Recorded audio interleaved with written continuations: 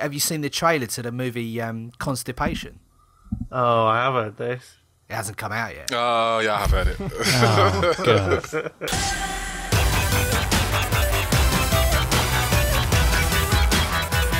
Hello and welcome to the AVForums Gaming Podcast for Christmas. Yay. Like that. Jesus. The enthusiasm overload. Are you going to have sleigh bells? Lay ringing this and up stuff? with sleigh bells. Yeah, Oh, standard. you are, aren't you? This is awful. Standard. Okay. It would be amiss of me if I did not. If you're a regular listener to the podcast, you'll know that we always play a game. The winner of said game gets introduced last. The loser is the person with the lowest score. This month we've been playing. What did we call it? What did we say it was? Every month I forget what the name of the game is. Pocket Road Trip. Pocket Road Trip. And talk me through how this game is played. You control a little car, and you've got no brakes, and he's speeding down a little course, and you tap and hold to spin the car, and swipe down to slam him down and get a boost, and you have to see how far you can go without crashing, and you do little spins in the air and pick up little coins and stuff, and then they want you to buy microtransactions to keep playing and things, but we didn't do that. Oh, those bastards. I know. You were quite generous. You were giving tips out in our little forum thread that we have when we're sort of planning our... Yeah, well, it was a little bit of a last-minute thing, so, I don't want people to struggle massively with it, because it just takes a minute or two to just get into, like, the rhythm of it and sort of get how to play it down. But once you've got, like, the rhythm and how the cars move and how to chain together the tricks and stuff and spin it, it's quite easy. Sold. Well, I didn't play it, so I am, of course, Steve Hill. Welcome to the pod. But no, you also didn't play it. Welcome to the pod. Thank you very much. No, it was a bit short notice, like Leon said, and it's been a bit of a busy day. So that's my excuse.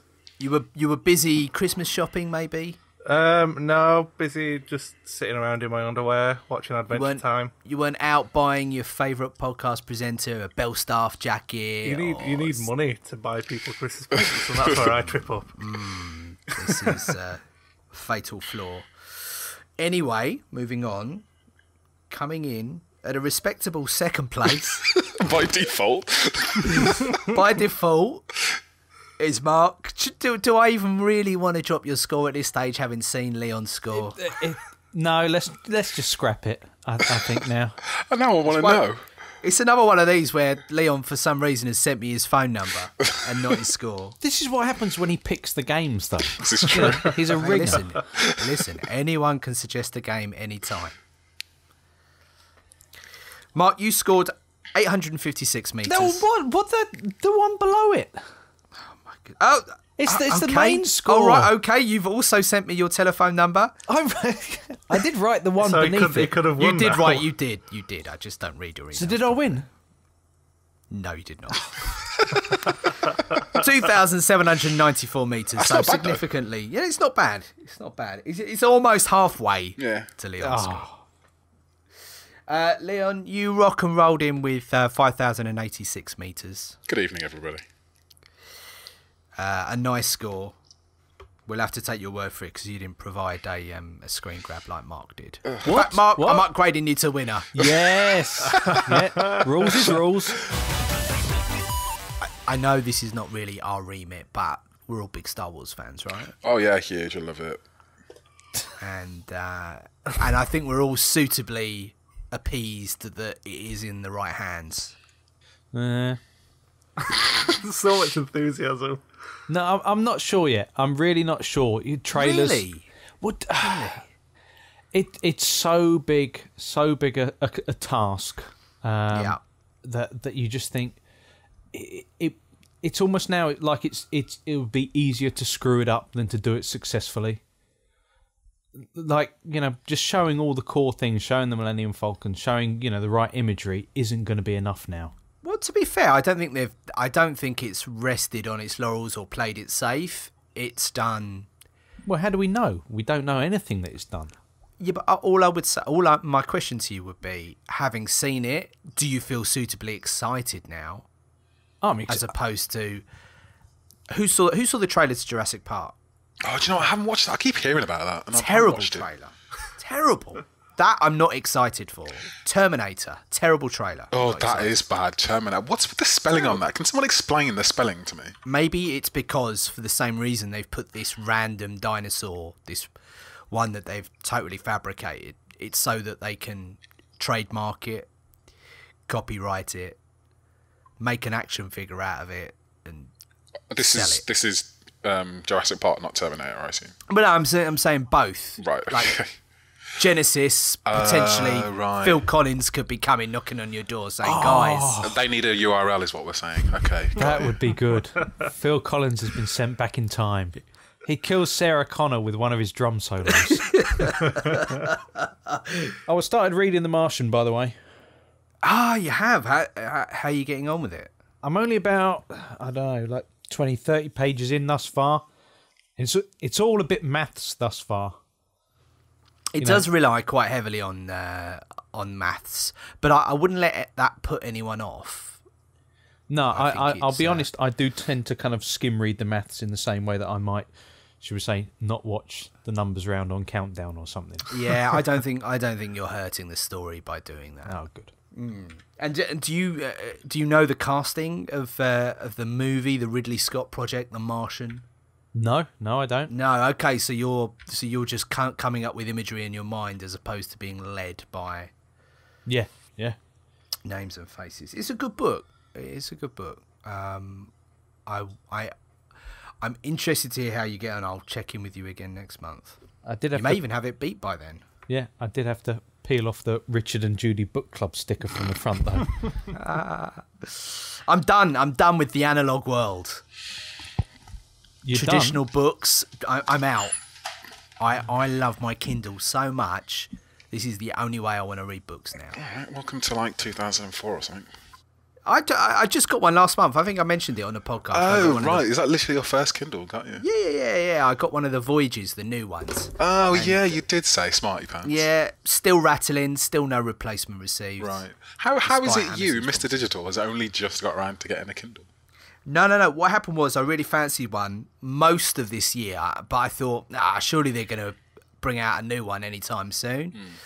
And I waited and waited and waited. They finally brought a new one out. I pre-ordered, got it. Mine rattles, and I realised there's pretty much nothing that makes it worth the extra money over the standard Paperwhite from last year. What's it meant to be special about the Voyager thing? What's the deal with this one? It's thinner. Okay. It's lighter. Okay. Faster. Why is it called Voyager? I think it's just Voyage. I don't think it's a Voyager. All right, I'm thinking of a spaceship. Fair enough. Yeah, you're getting too trekky. Right, gotcha. You should put Walking Dead comics on there. Is what you should do with that. Yeah, I think that because they're just monotone. They're just black and white, aren't they? Yeah, they're perfect for it. Monochromatic. I think the first one was colour, and then the black and white afterwards. The first cover. The cover is always colour, but it's great if you like manga. Yeah, you can get programs for that because that's all black and white.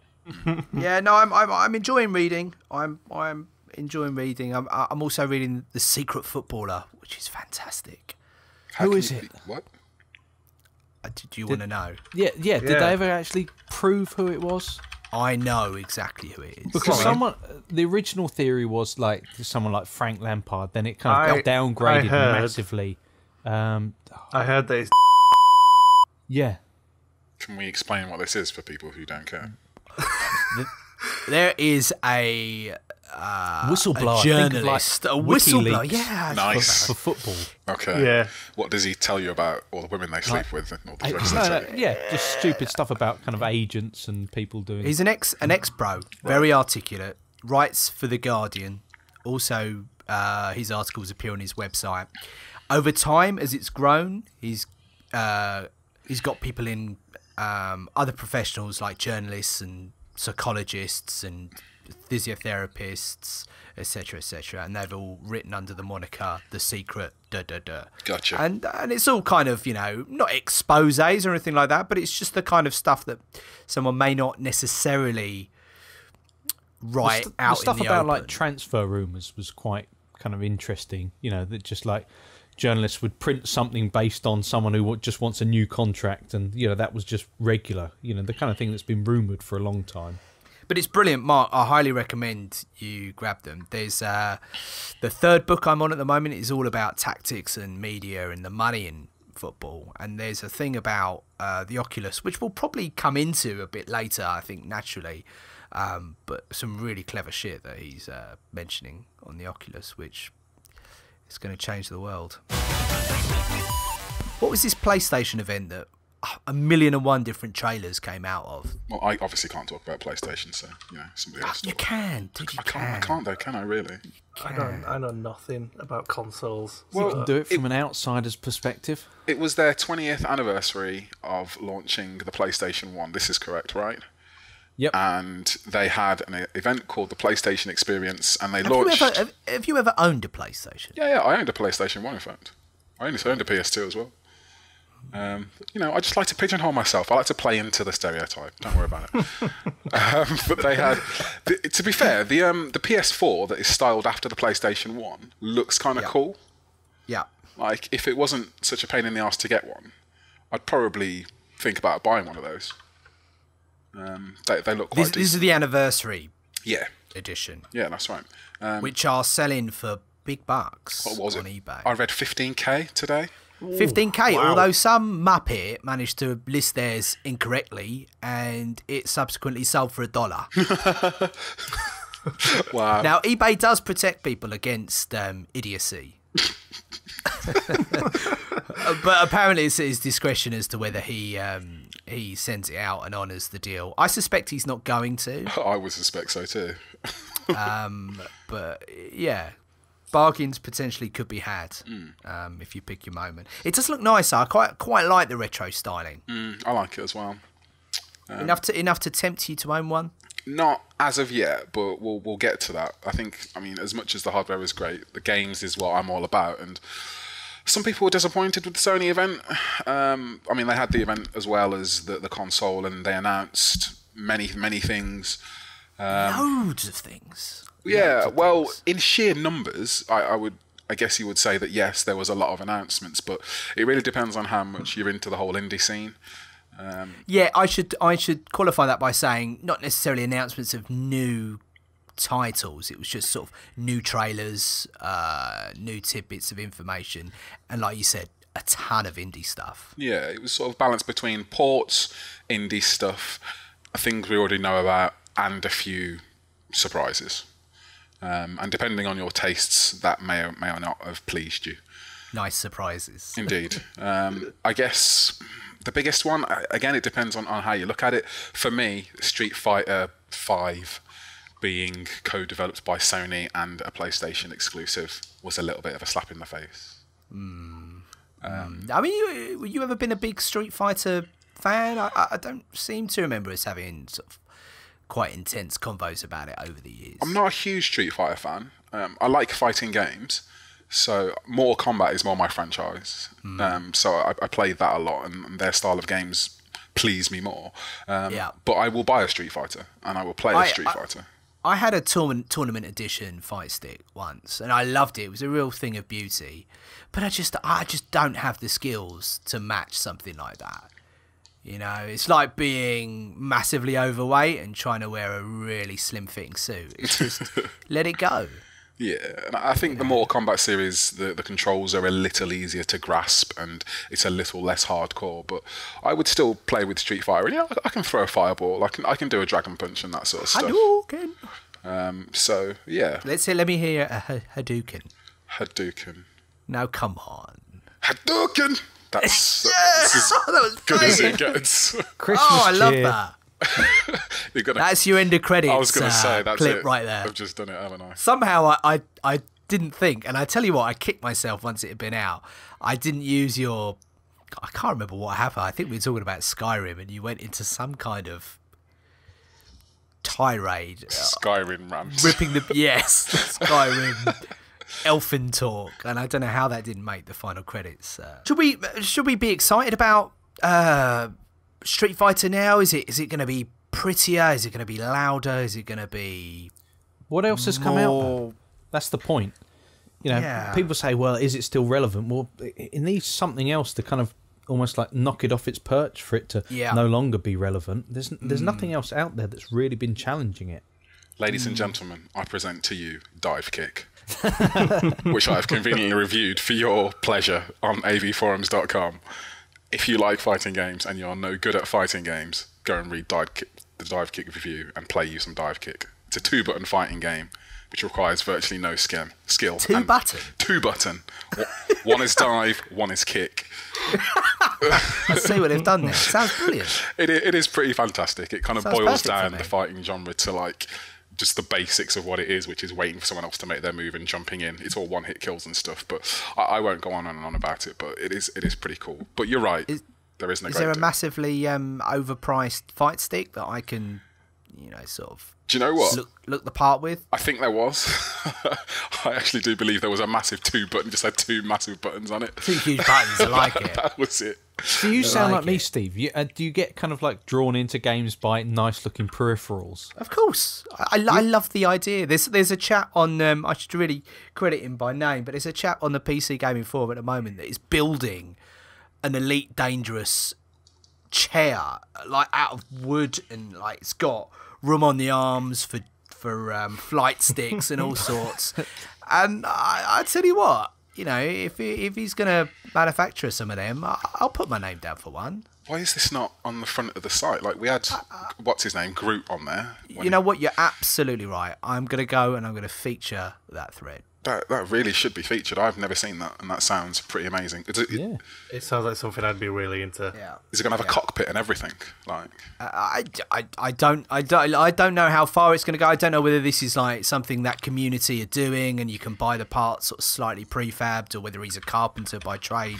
prefabbed. I love it. It comes sort of flat packed and you build it around you, and Does he have like little goggles, and does he paint things that are really small? maybe. Oh, this is amazing. But yeah, Street Fighter 5 looks good. Although it looks very similar to Street Fighter 4 to me. But I guess why would they move away from that art style? Well, exactly. But Which yeah. one is it? Which one is it where PS4 players and PC players are going to be able to fight each other on it? Is that the new Tekken or is that the new Street Fighter? That is Street Fighter. That seems quite interesting to me because I've never really heard anything like that. Other than stuff like, could you play Portal 2 with PS3 players on PC? I think you were meant to, weren't you? Because it had the whole Steamworks integration. I don't know whether that actually got pulled off or not. But it's rare. It sounds quite interesting. I hope it How do you play on the PC? I can't even imagine how you'd play with like Street dislocated Fighter. fingers, maybe. What, Street Fighter? Breaking a keyboard. With a fight With a stick controller? or a fight stick Yeah, okay. I appreciate with a mouse. Yeah. no wooden chair with integrated. Oculus Rift, yeah. Yeah, I think that's what I'm asking. Is it possible to play it with a mouse and CD tray or something? I don't know. That could be Going to say no.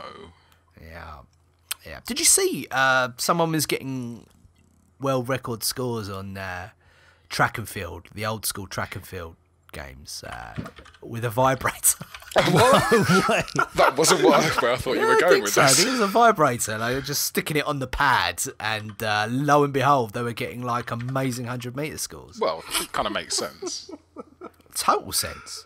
But the question Don't know you've how got to they ask discovered yourselves, it, is, but what? How? Hold on a minute, love. I've just had an amazing thought. Stay there a minute.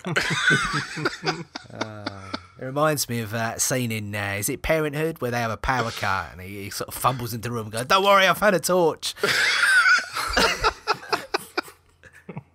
Absolute classic movie. No, you probably no idea what that movie's all about, have you? I'm only a young child. You've got to make some concessions for me.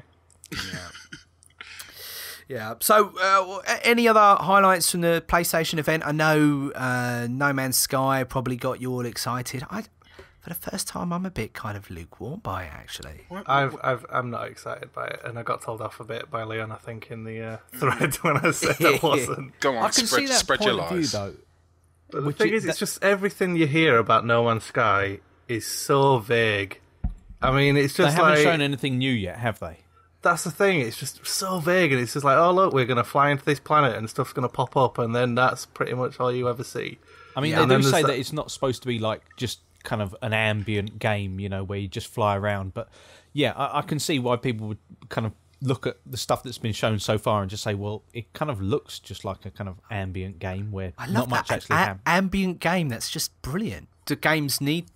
Is there a marketplace for something which is kind of like moving wallpaper, something for like Flower, which is just a weird escapism for a couple of hours? And I don't know, because especially on Steam, you've got stuff like Grass Simulator and that sort of garbage that sells. So I think if you put anything on Steam, it will sell. So it could be anything, and it'll sell. Yeah. I tell you my problem with No Man's Sky. Obviously, the vagueness is a big part of it. I think it's most people's issue. But also in the trailers, it kind of has all of this epic music on it, which to me is so fatiguing in, like, you know, just the few minutes that you're watching it, because it's not really paced. There's nothing really going with it to uphold that epicness. You're just basically flying around with this music kind of blaring. The soundtrack sounds great, the effects sound great, but it's just for no purpose. Yeah, the issue now is there isn't a context to what you're seeing. You know, it's fine for like a teaser trailer. If you see that a couple of minutes, then you're into that. But unless you're buying into that kind of straight away and you just want to see more of it, I can see how people would kind of say, well, I don't know what I'm doing there. I don't know what the point of it all is. And if you're not looking for just something just to kind of fly about aimlessly, then, you know, perhaps, you won't be susceptible to the hype. And what we on now? Second or third trailer? Second? I'm not having a guess. There were two that dropped between the Video Game Awards and the PlayStation Experience. I think there were two. So I think, look, people will still be excited about it, but I think the next trailer or the next bit of content they put out, it needs to be something juicy and it needs to be something of substance. Are you all done? Listener, I should also make clear that Leon is part of the internet phenomena that likes to express everything with animated GIFs. And you must be literally dying inside right now because you cannot express yourself with an animated GIF. A little bit. You all just need to believe. You all sound massively jaded and you're expecting everything to fail. After 2014, how can you not sound massively jaded about games that are overhyped? I hear what you're saying. Like, hype trains have been getting a little bit out of control these days.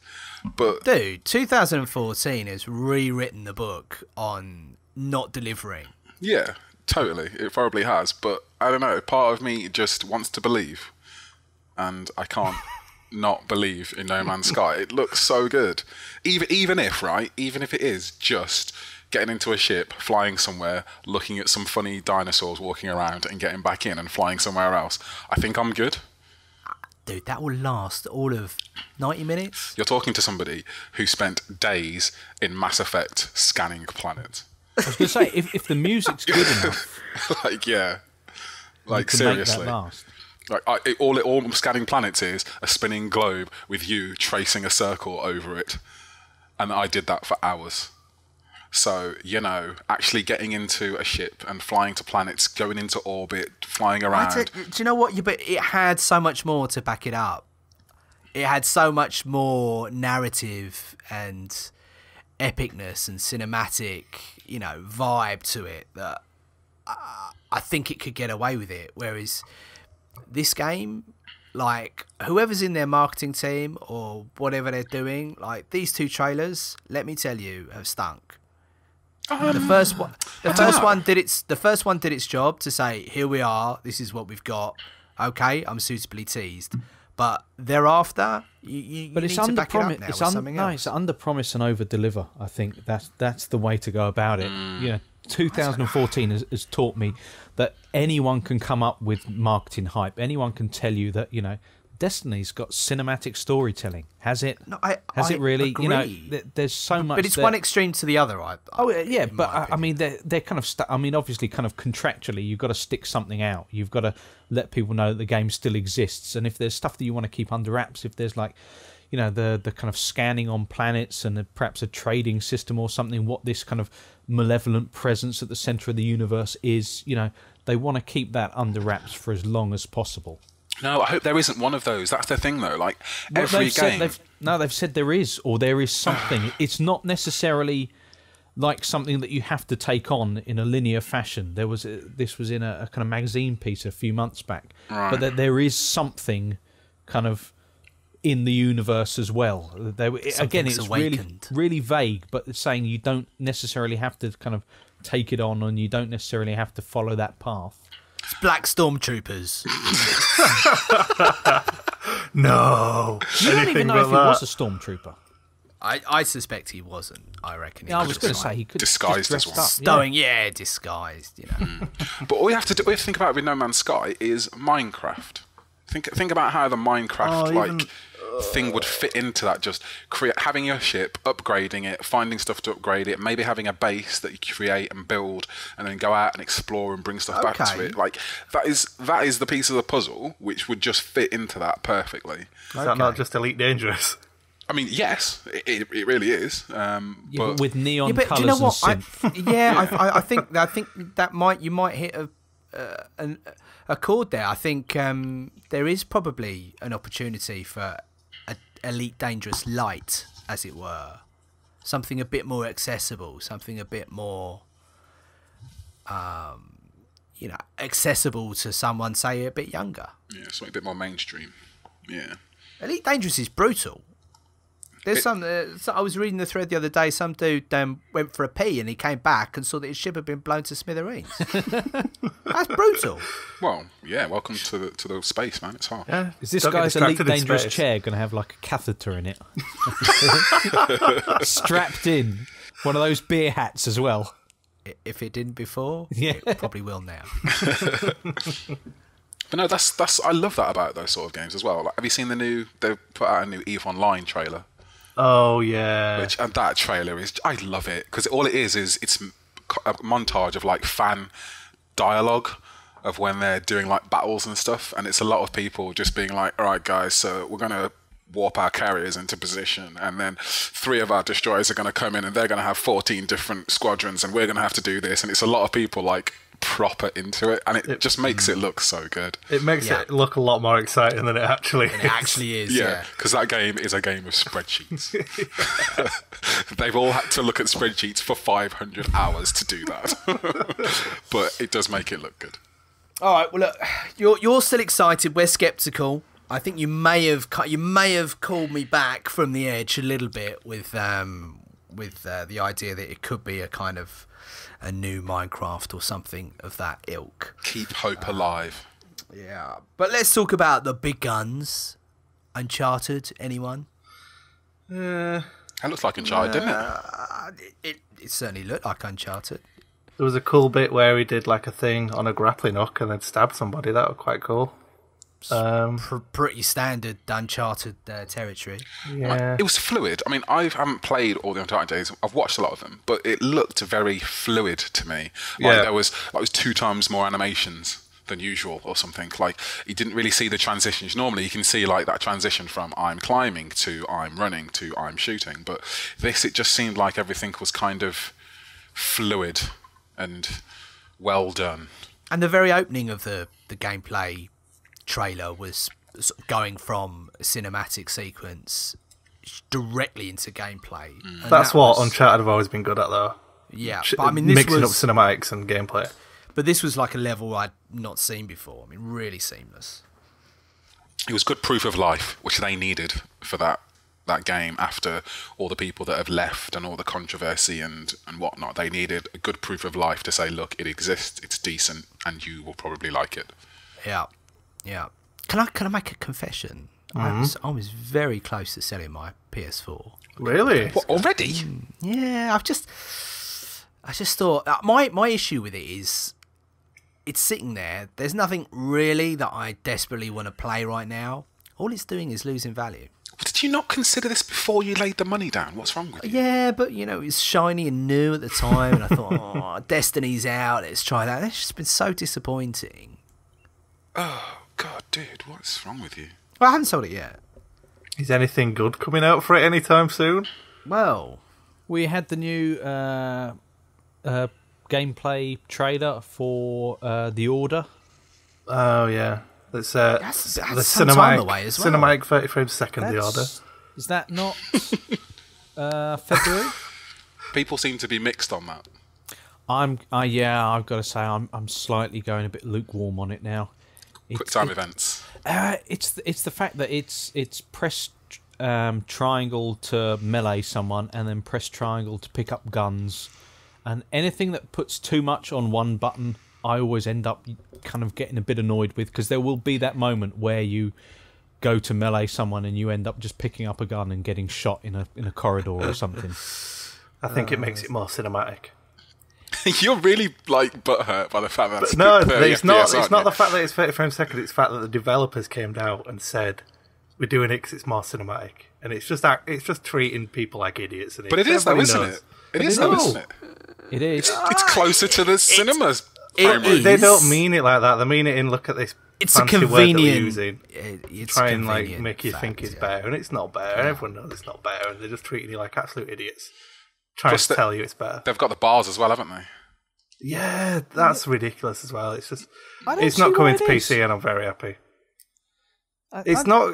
It's just so they don't have to in it because they just don't have to render more, basically, and then it runs a little bit you better. don't think that they could have had it, just kind of dialed it back a touch and had it kind of full screen? Didn't the Evil Within run like garbage, and that still had those bars? True. So I think that they're just developers now, especially on consoles, they're just pushing it too far. You've seen Assassin's Creed Unity, how much of a success that was. Debacle. They're pushing it too far, and they're doing too much for what they can do. I think the consoles are underpowered, and they're just using these quite cheap tricks to try and make it look a little bit better. You are right, though. A lot of devs are doing trade-offs. The Xbox One is doing a lot of like dynamic resolutions, where in some scenes it's this resolution, and then it's 1080, but it's not really true 1080p. It's like Yeah, you say dynamic, all I hear is compromise. yeah, exactly. There are a lot of compromises going on these days, whether it's bars, 30 FPS, or some weird resolution or something. But I mean, I just come down to I look at it on the screen. How does it look? My eyeballs don't bleed, and I can play it. 960p is the future. You know what I mean? Like, I'm not massively into it needs to be at the top of all the scales. As long as it looks okay and it doesn't make me wish it was better, then I'm fine. What else do we have on the juicy agenda? Something controversial. Come on, give me something controversial. One that broke my heart was that The Witch has been delayed again. Delayed. No, but it was a masterpiece. A masterpiece. I bet you they didn't even need the extra time. I bet you it would have been fine, right? But they saw just the storms of these games being released and went, guys, we can steal 3 months and it's like good marketing. Maybe they just thought the game's going too well. We need to go away and break it. This game is too good. But literally everyone's just applauding them. Everyone's just been like, guys, no. Good on you for delaying Well, that's this the thing. game. There's been so many games that's come out recently that have been terrible on release.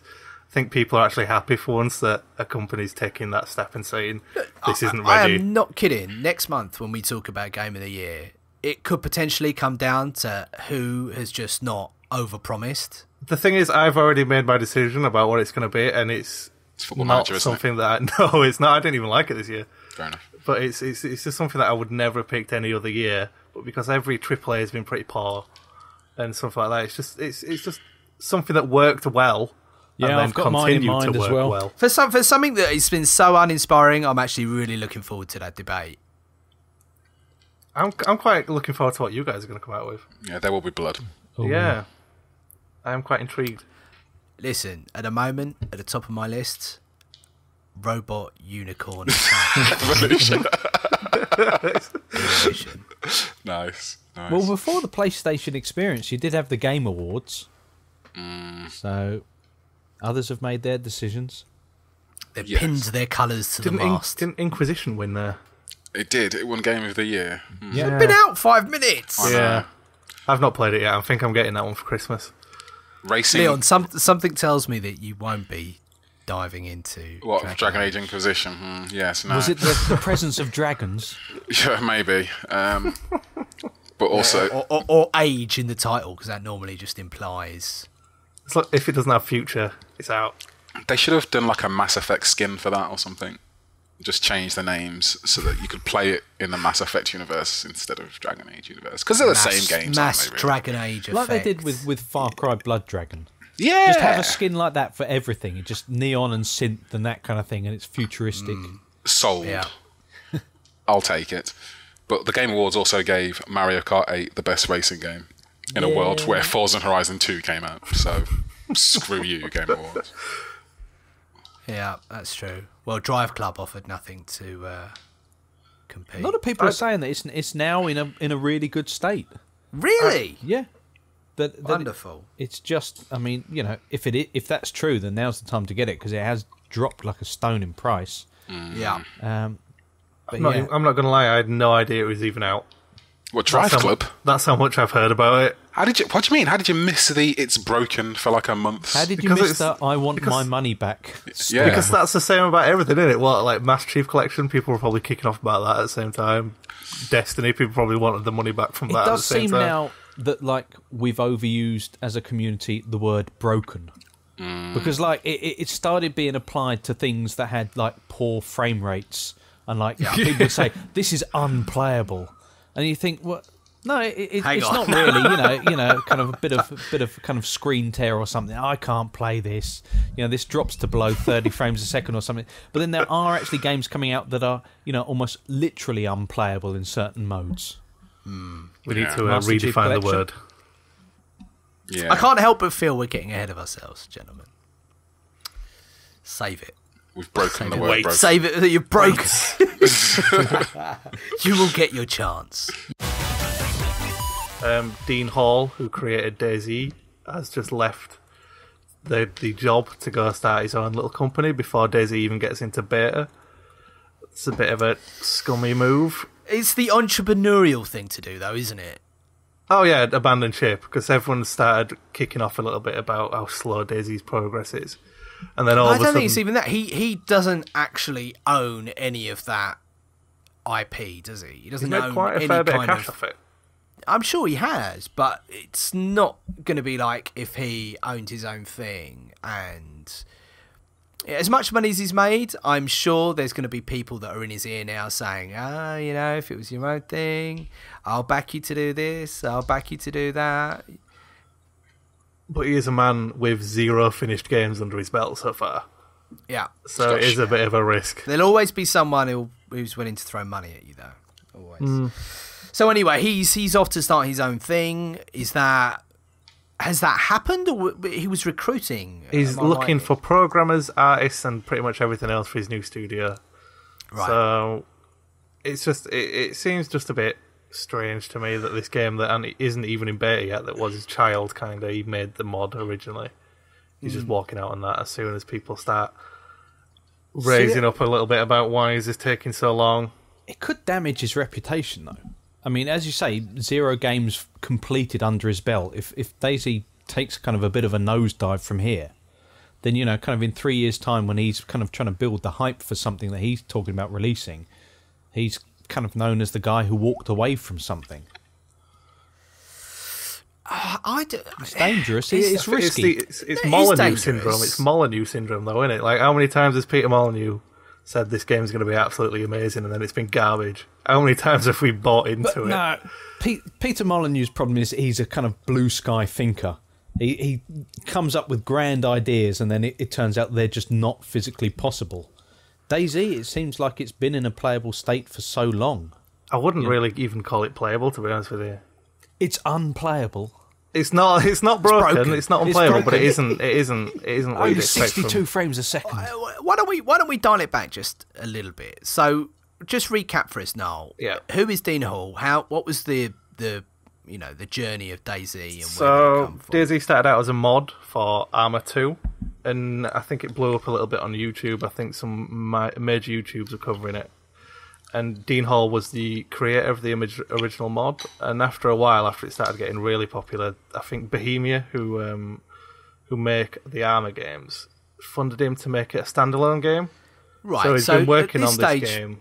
We're getting a bit more clearer that he was basically just an employee that made the mod. Yeah. Well, he And wasn't even an then- employee. He was just a bloke in his bedroom making a mod. Really, He wasn't already working there. don't think he was. I think he was just a bloke in his bedroom coding, because Arma 2, and I think all the Arma games are massively moddable. They don't care if you mod it.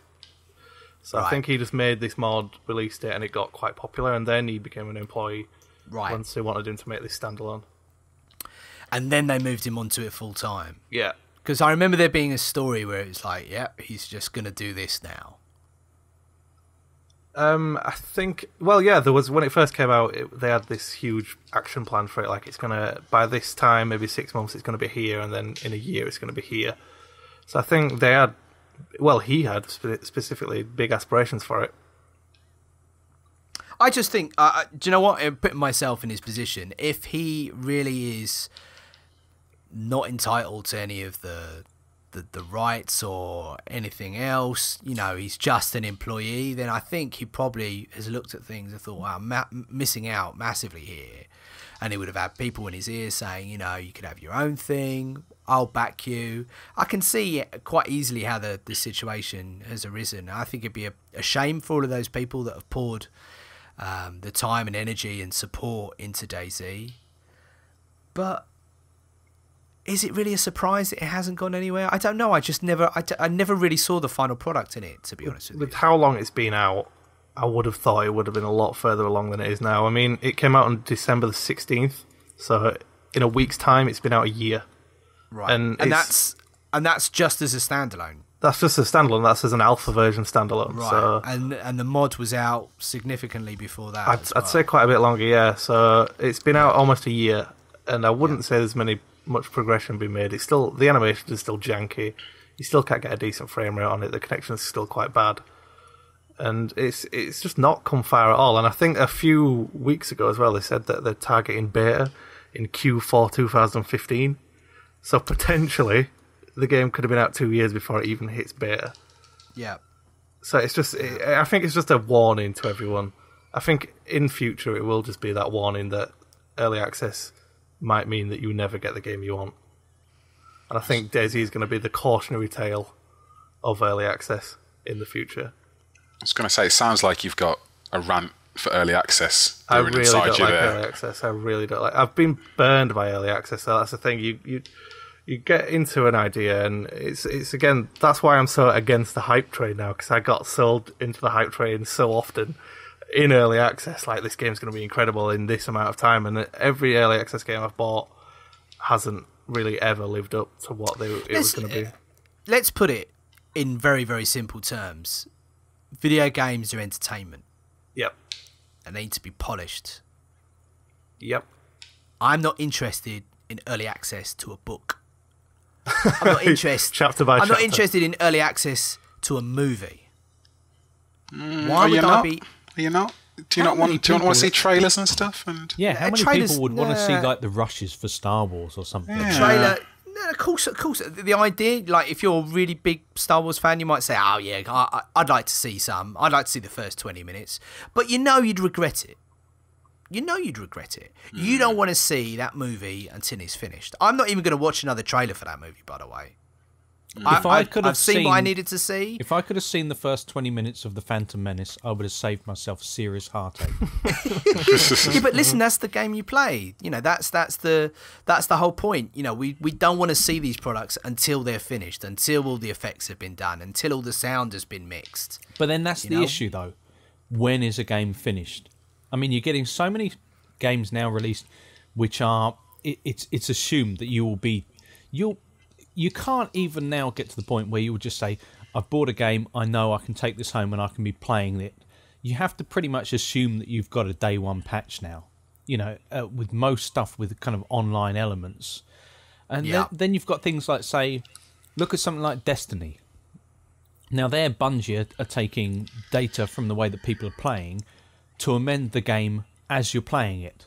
So what you play one week won't necessarily be like how you beat a boss the week after. How a gun fires one week won't be how it fires the week after. You know, you're playing something now that it's no longer in a finished state at any point. It can constantly be evolving. I agree. I understand your point, but I'm saying there always needs to be a core experience in there. And you ask who's responsible. Well, in the case of a movie, it would be the director in the studio. In the case of a book, it would be the author. And that buck has to stop with someone in the video game world as well. Has to. You know, we put these people like this guy Dean with DayZ and Notch and Peter Molyneux. You know, at least at one stage we did.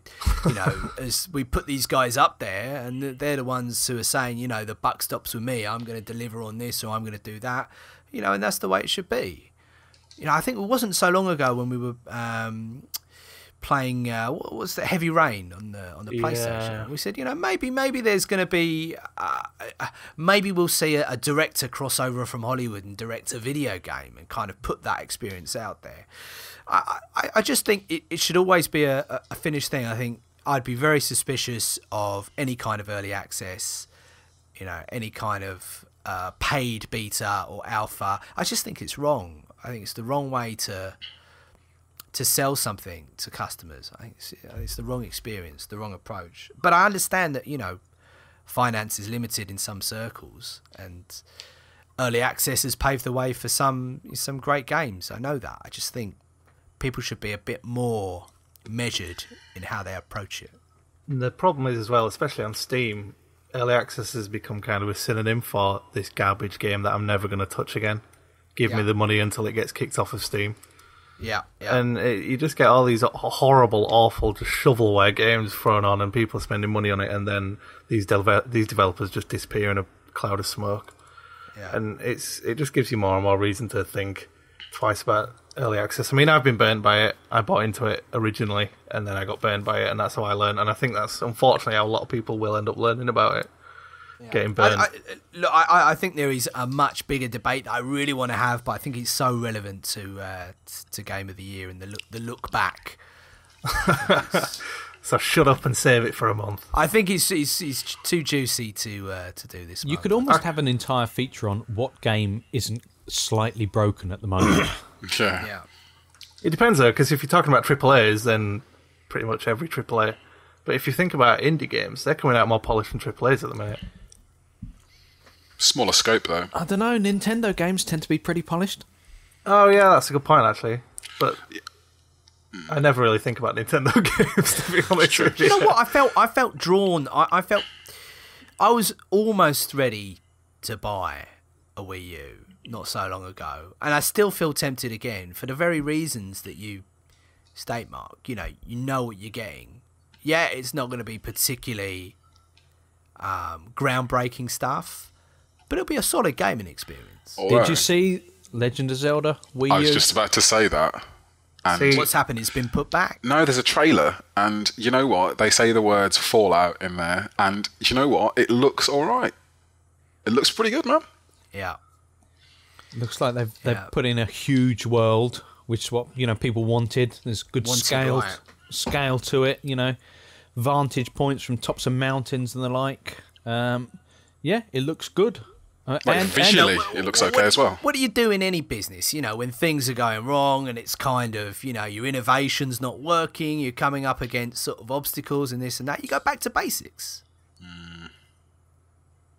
Nintendo right now looks like, it's a little bit back to basics, but it's a familiar gaming experience that is going to work. I don't think they have gone back to basics, really. I mean, no, but I'm just talking about me personally and my interests, Yeah, I mean that's the thing, which is you know what you'll get from a Zelda game. If you've enjoyed it before, you'll enjoy it again. Even the thing is, even like the poor ones, even the ones where you could kind of slightly knock the layout of dungeons and the like, they're still good. They're still better than the vast majority of games out there. And you've also got the news that you will get another Star Fox next year.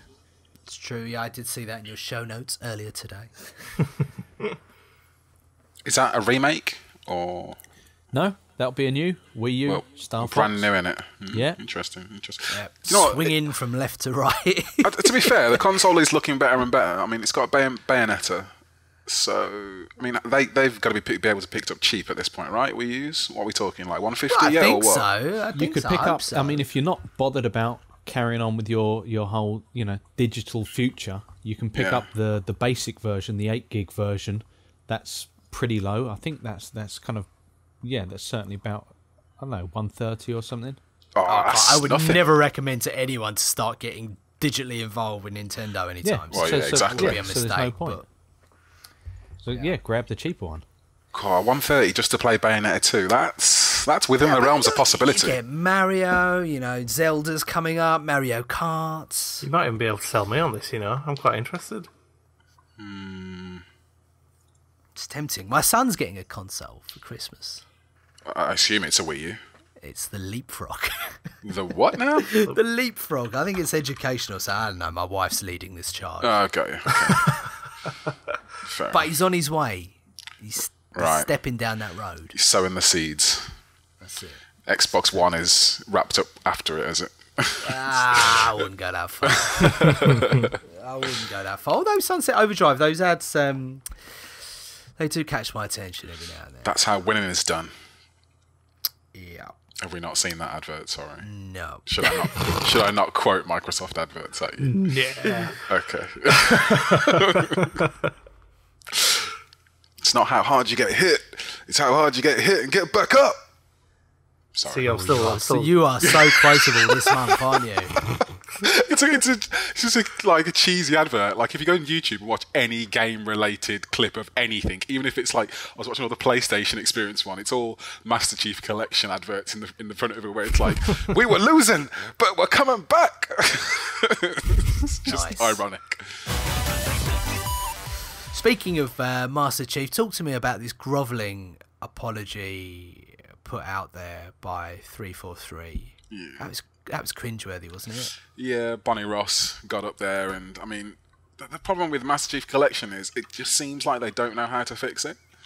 It seems like they keep going, right, this next patch includes these 14,000 updates, and people go, did you not test this game in any way, shape or form? And then they patch it and it's the same, or it just... This has really caught them out, though. Oh, it's bad. It's really bad. It's kind of like... How does that happen? I don't know. I don't know whether the whole thing is too complex. It really seems like they fix one thing and break 14 others. Do you know what I mean? It's a really complex issue which they just have no idea how to fix because they've patched it and patched it and patched it and patched it, and they keep saying, oh, this one will be the one. And some people say, oh yeah, after this patch it's better, and other people say, no, it's still the same. My campaign's still broken. My matchmaking's still rubbish. Teams are still uneven. So it's just there is no fix for this. Talk to one me giant what fix. the biggest failings or the biggest problems are right now, because I don't think we've really talked much about it. I think you were about to review it when we last sat down to talk on the pods, and it really is a mixture for different people. It's kind of like when people used to play Call of Duty and some people would say, oh, the lag is terrible, and some people would be like, oh, it's absolutely fine. It's like that, but just on a really wide variety of issues. I mean, it ranges from, in the multiplayer, some people basically just can't get games at all, or it was taking, 10, 15 minutes to get a game. When they did get into a game, it might be uneven teams. It might just end halfway through.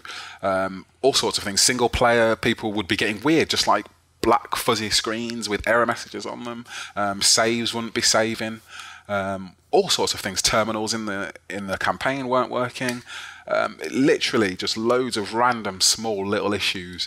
What do we consider grounds for a refund at this stage? I mean, historically, has there ever been a case where something has been put out and there's just so many problems with it that people have legitimately been able to say, do you know what? I want my money back. Well, there's a bit of a dark art to this one because a lot of people have purchased it digitally, as I did. And I mean, if you've got the disc version, it's pretty easy. You can just walk into the shop, and I guess you could say it's not fit for purpose. You can use some of the UK laws to say, I've got my 30 days or whatever, and probably sweet talk your way into a refund. Can you do that with video games? I mean, I don't know what the law. Back in the day, I remember it was like trying to get blood out of a stone. I think a minute they would even tell you in game. They would even say, once that wraps off, that shrink wrap, you're done. Yeah, I think it's a little bit of it's a bit of discretion going on. Sometimes it'll be credit, Some people just trade it in and eat the £7 difference that you've lost in trading if you trade it pretty fast. We need Steve here so he can give us the inside track. We do. But more interestingly, is a lot of people have been able to call up like Xbox support with varying success rates of just give me my digital money back. Well, I was going to say, I would have thought actually the digital version should really be the easier one to get a refund on. Yes and no.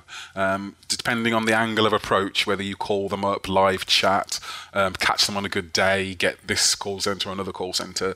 Some people have been successful, some people I can't believe policy is policy. It's not going to be different for some dude at the morning session or some guy on the later session. You say that. How can it be? You say that, but have you ever tried to ring up like an ISP about broadband issues or something? How many times have you rang them up and then just put the phone down to ring up and get somebody else so they'll tell you something different? Well, I'm with Zen and I always get through to them within about 5 minutes. Sponsored by Zen. But it's that sort of thing. It really feels like, especially with all the games that we've got, that there needs to be a platform holder come out and say, all right, this is how digital refunds work. Like, and these are the circumstances under which you are entitled to have a refund, especially in the UK, because there are a lot of fit-for-purpose laws and all this sort of stuff, which technically don't really feel like they're being adhered to, perhaps. And you don't really want to be going to trading standards and stuff, but it does feel like they should be able to say, right, Master Chief Collection right now is broken. If you would like a refund, you should get one. That would be huge, though. If someone would say, we'll have an online but seal of huge, quality, though, isn't it? So anything you buy from, it has to be fit for purpose. The industry's worth billions. Someone's got to step in and say, do you know what? There's certain levels of customer service and customer care you got to hit. They've got to be called to account. I mean, I'm not saying necessarily that Master Chief is so bad that if you want your money back, you should just be able to claim it. I don't know enough about it, but what's to stop us all getting together and saying, right, we're going to spend a £5 on making a game and we're going to spend £5 million promoting it. I think everybody goes and buys it, and then on release day, it's obviously shit and doesn't work. And we're like, we're going to patch it. And we just keep patching it, but all we're doing is just making it a little bit more shit every time. I think the reason that they've been getting away with that up until now is how much they sell people pre-orders. I think when you're selling people that many pre-orders on such a huge scale, that they can kind of get away with giving a bit of a half-baked product because they've made a lot of money already. I think the first step into kind of telling them that this is not okay anymore is let me put it to you this way. If I buy a hard drive and it fails, I take it back to the Apple Store, and the Apple Store are like, what's up? I'm like, it's broken, it doesn't work. Send it back to the manufacturer. It's quite clearly some kind of manufacturing error, fault, or hardware failure. Replace it, it'll give me my money back. The problem is that people aren't getting the same fault, the same error code. It's so many different ones that like it's the same. Yeah, but whose problem? It's not my problem as a consumer, is it? Yeah, but you ring up your ISP and you say, there's a problem with this, that, and the other, and they will take you through so many steps that you don't need to be taken through before they accept that there might be a problem their end. At what point does someone say, have you gone through X, Y, and Z and gone through everything that might be a problem on your network before they say, yes, actually, it's our game? How do they know what error code you're getting? How do they know what the problem is? I hear the point. It's a good point. It's open to abuse, but you would think that given the huge amounts they make, it's only open to abuse because it's allowed to be. If I want to get into the car game and I make a car and it's not doing basic things that a car should be doing, I'm dead in the water. I'm not going to get anywhere. But in this instance, there doesn't seem to be any obvious comeback for the customer. You're at the mercy of the retailer. Yeah. And the retailer is going to say, well, hang on a sec. We've sold you a sound product that we can see no actual defect with.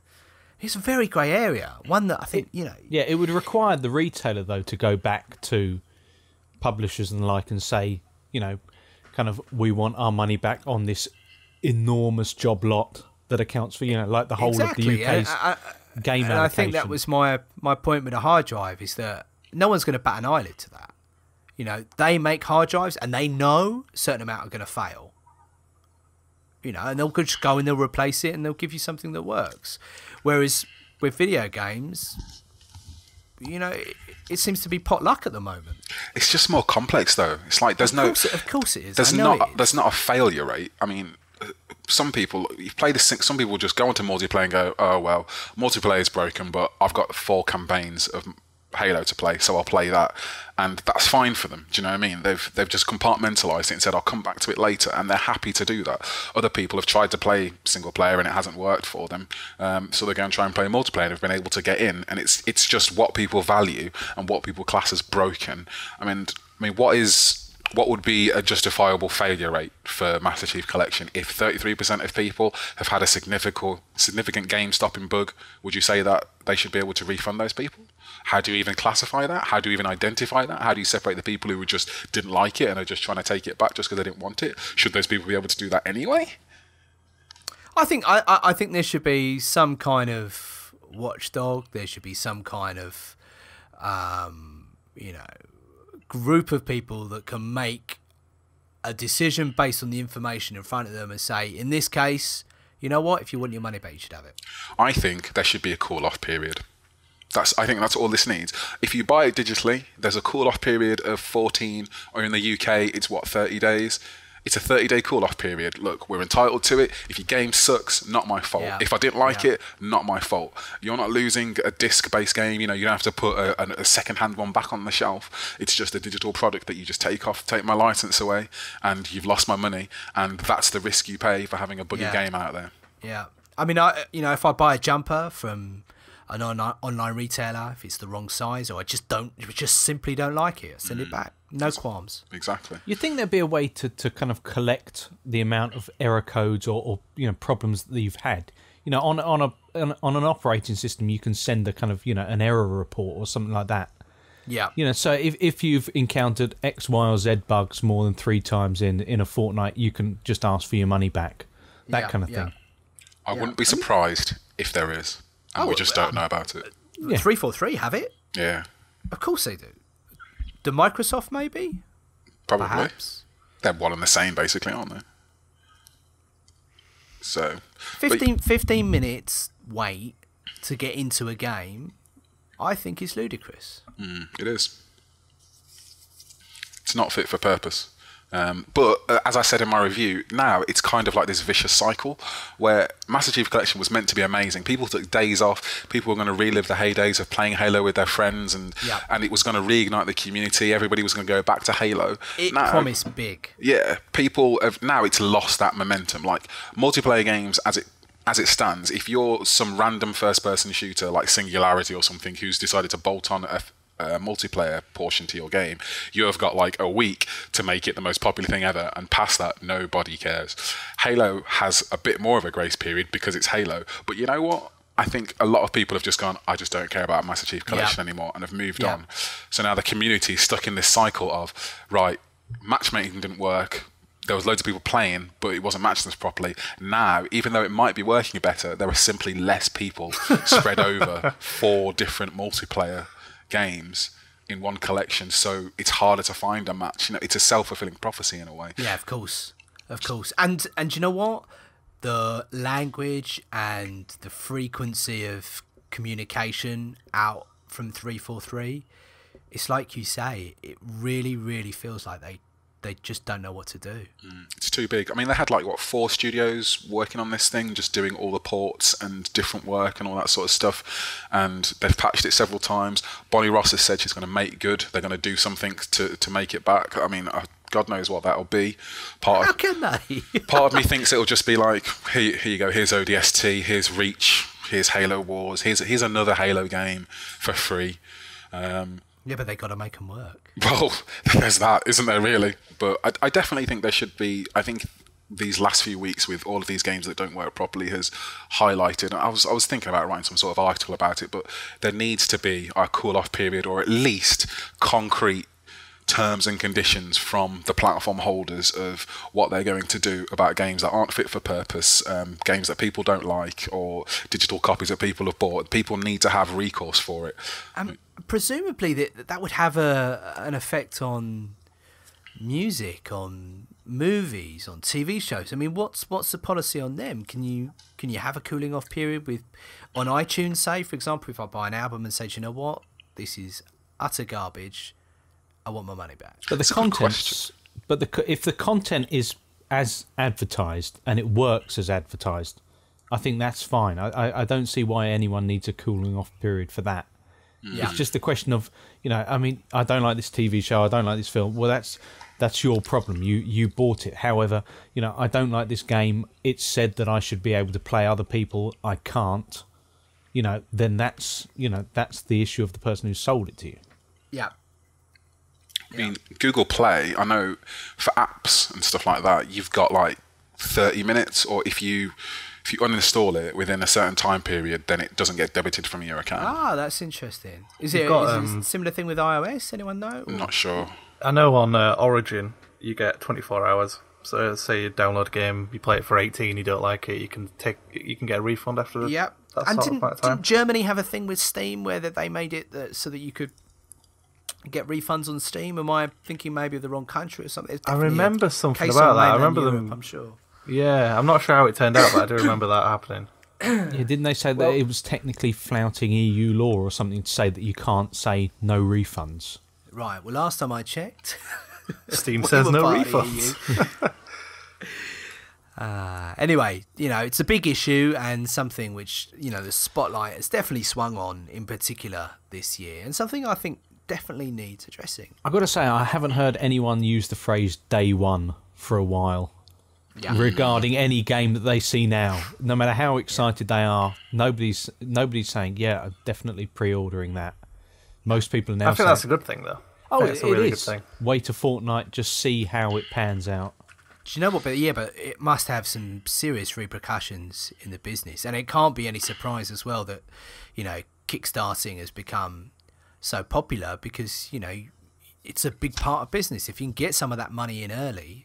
I wouldn't be shocked to see. It's very reassuring, and obviously you can budget and stuff. Sorry, go on. No, I wouldn't be shocked to see just a further increase in the amount of kind of tempters like, beta access for a game coming out later and etc., demos included, all that kind of thing. Exclusive content. Because it's a way of saying, look, we're if you buy it on day one, you get X, Y, and Z extra. That's your kind of your incentive. I see to try and get people to do so, because otherwise everyone's just going to naturally assume. I mean, there was a time where you'd assume you'd have to give over a couple of hours for a game to install, for there to be a patch. Now it's like it almost feels like, well, everyone's going to hit those servers. First couple of days might be patchy, might in fact even be kind of closer to the first week, and then you'll see how it settles down. It seems like a more and more prolonged period that you're having to give a game before you actually know whether it's any good. Guys, let's move on. We should give a podcast salute and pour one out for Ralph Baer, who passed away. Ralph Baer was a visionary. He had a dream. Are you reading?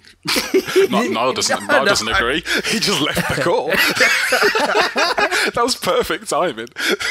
I think, he invented the first kind of video gaming box, which was this Odyssey in partnership with someone else, Magnavox, I think you said, Leon. Yeah. Which had some moderate success. I think it kind of really paved the way for Atari, and the chap who started Atari actually attended some kind of seminar that I think Mr. Baer was speaking at and showing off his hardware.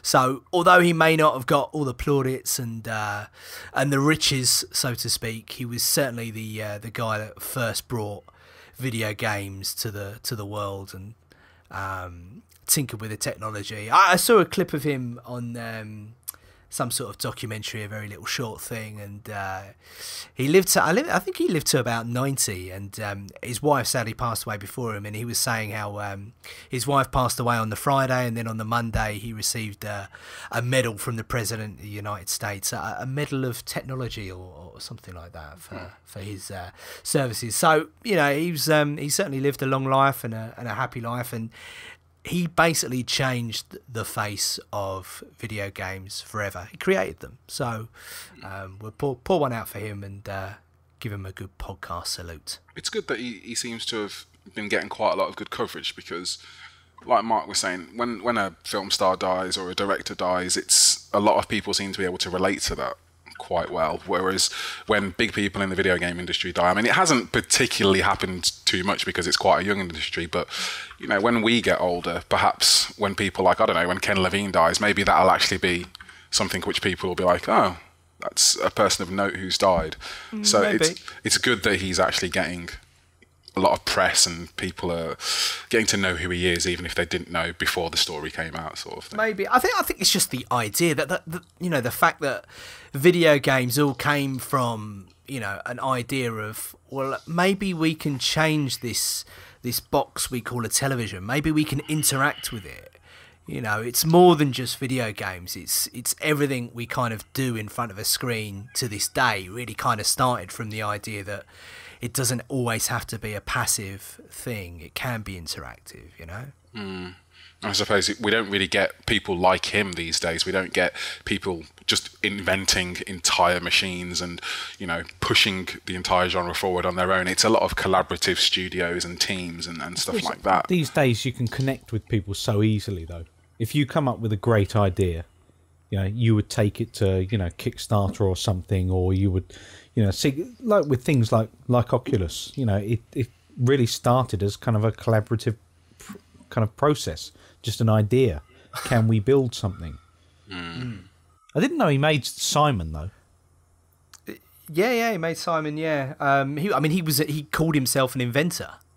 In this clip, I'll try and stick it in the show notes. I think it's worth watching. It's only a short little thing, and he likened himself to an artist, and not in a pretentious way. He just said, you know, people sometimes ask him if he's ever going to retire from inventing and tinkering and engineering, and he said, well, you know, would an artist ever retire from painting? He said, I do it because I love it.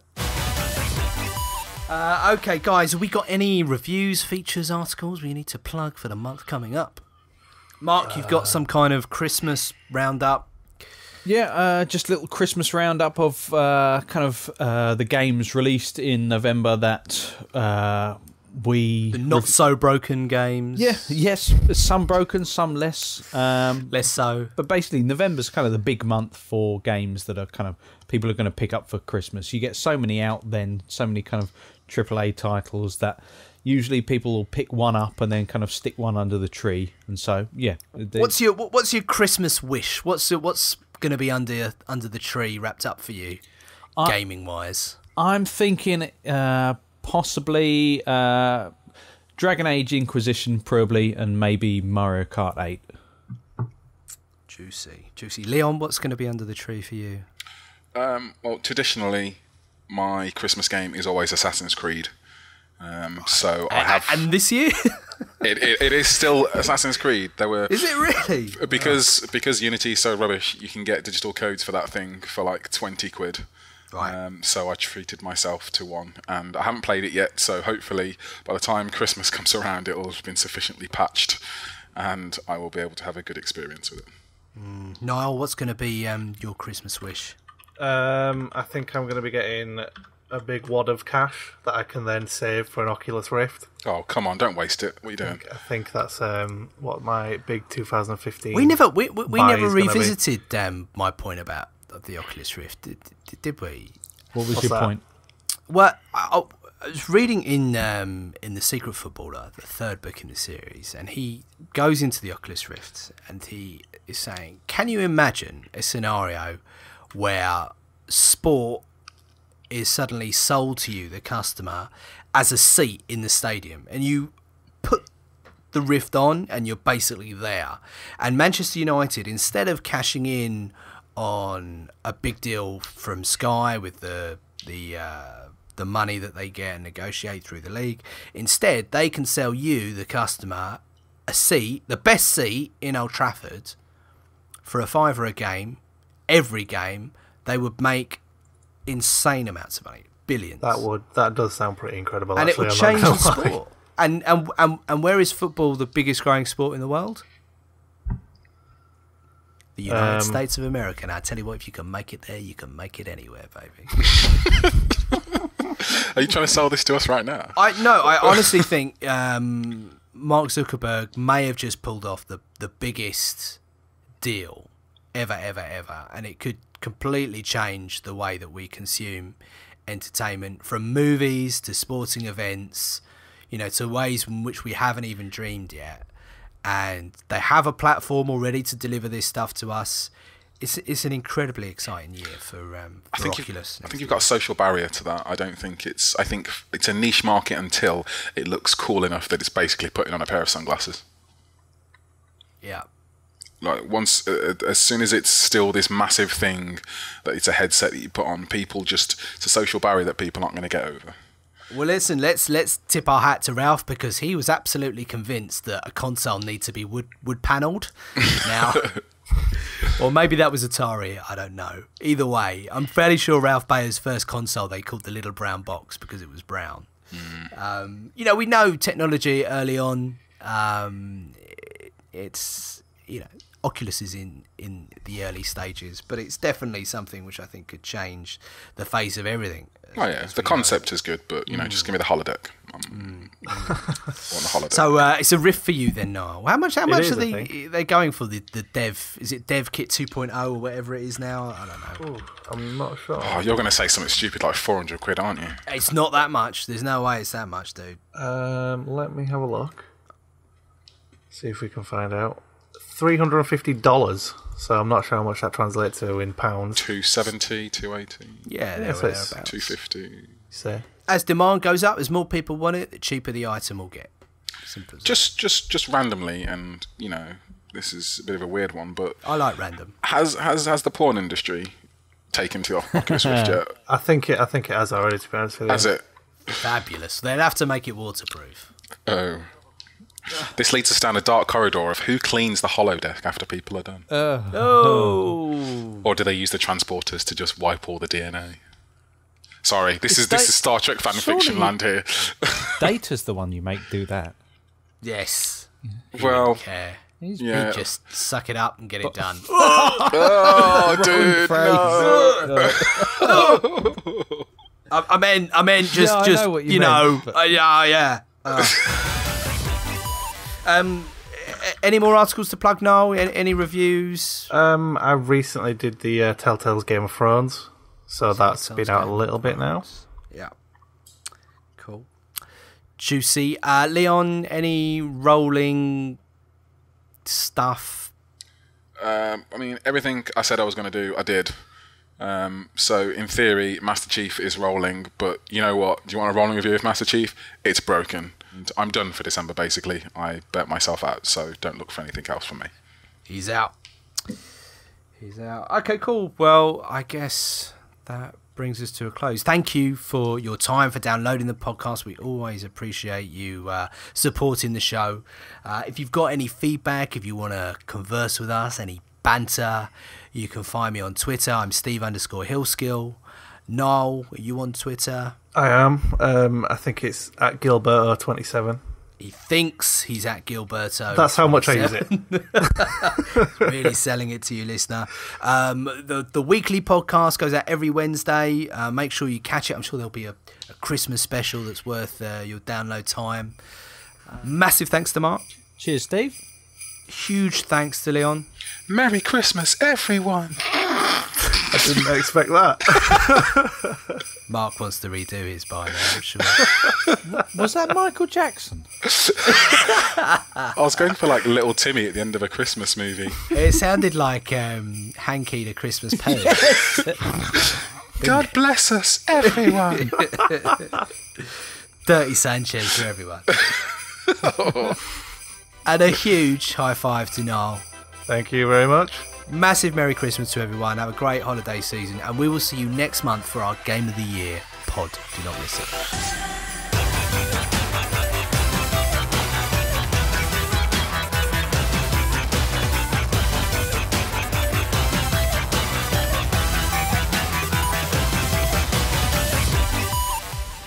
Merry Christmas, everyone.